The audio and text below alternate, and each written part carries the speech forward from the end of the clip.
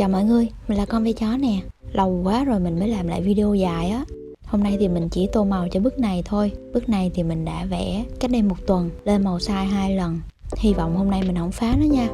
Đầu tiên á, mình quét một lớp màu vàng ấm lên khắp tranh. Tại vì mình muốn bức tranh hôm nay nó có một cái màu kiểu ấm ấm á. Các bạn hỏi mình là có phải tranh nào mình cũng phải quét cái lớp màu đó trước không? Cái này là tùy vào cái mục đích của bạn muốn vẽ cái bức tranh nó trông ra như thế nào. Ví dụ mình xác định bức này mình sẽ vẽ với những tông màu ấm thì mình sẽ phủ cái lớp màu vàng trước để cho nguyên bức tranh nó có cái tông màu ấm ấm trước. Với những bức tranh mà có nội dung buồn hơn thì có thể là mình sẽ phủ màu xanh dương nhạt. Còn với những tranh phong cảnh thì mình chỉ phủ một lớp nước rồi thả các cái màu sắc cho nó loang tự nhiên vào nhau, ví dụ thôi nha.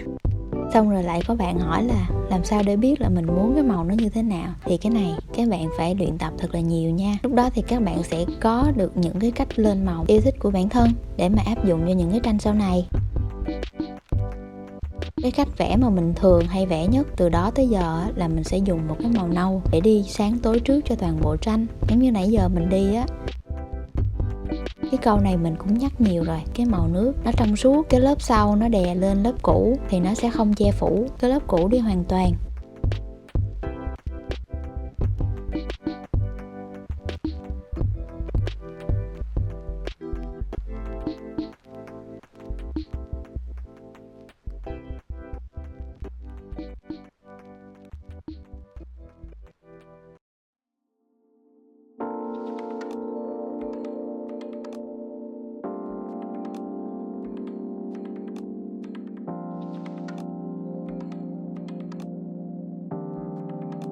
Ở đây thì mọi người có thể nhìn thấy nha, mình tô cái tủ bếp nè, phủ cái màu nâu mới lên, nhưng mà cái màu nâu cũ chia sáng tối hồi nãy nó vẫn còn.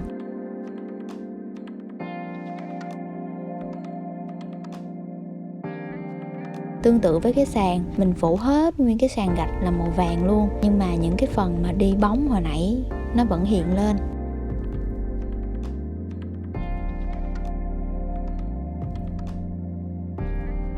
Hôm nay thì mình sử dụng những cái tông màu nóng nóng là chính. Tuy nhiên là những cái màu như là màu xanh của áo cô gái hay là màu xanh lá thì mình sẽ cho pha nhiều màu vàng hơn một chút để khiến cho cái màu nó ngã về bên vàng nhiều hơn. Đi bóng đổ, phân chia sáng tối hết rồi thì mình sẽ bắt đầu tỉa vào chi tiết nè. Chỗ nào mà mình cần thêm độ đậm thì cứ từ từ chồng thêm nhiều lớp tùy thích nha.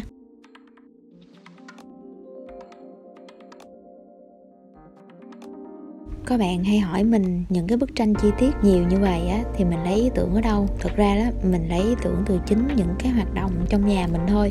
Hồi xưa thì cái phòng mình nó có làm sao thì mình vẽ vậy.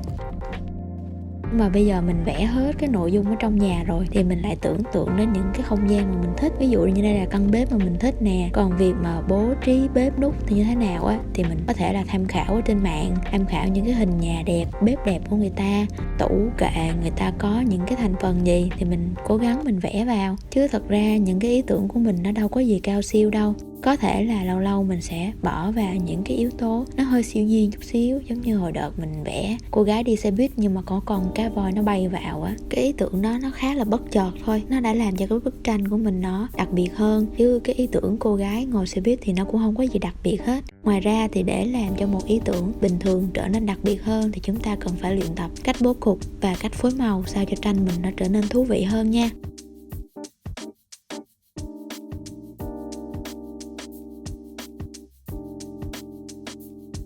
Hồi đi Đà Lạt á, thì mình thấy người ta hay xài cái khăn caro xanh này nên là mình cũng vẽ vào luôn. Mình rất là thích những cái bàn bếp mà có cái phần mặt đá là đá terrazzo nên là mình cũng vẽ vào luôn. Mặc dù là nó cũng hơi không có giống lắm.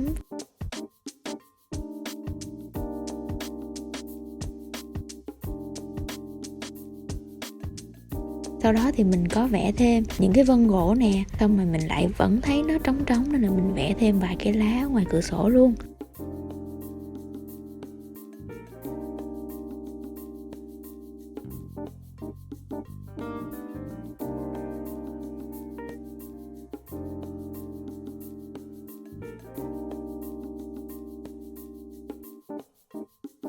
Khúc này thì mình thêm mấy cái góc bóng đổ của phần lá ngoài vào, hơi bị sợ luôn á, nhưng mà thôi kệ, cứ thử xem sao.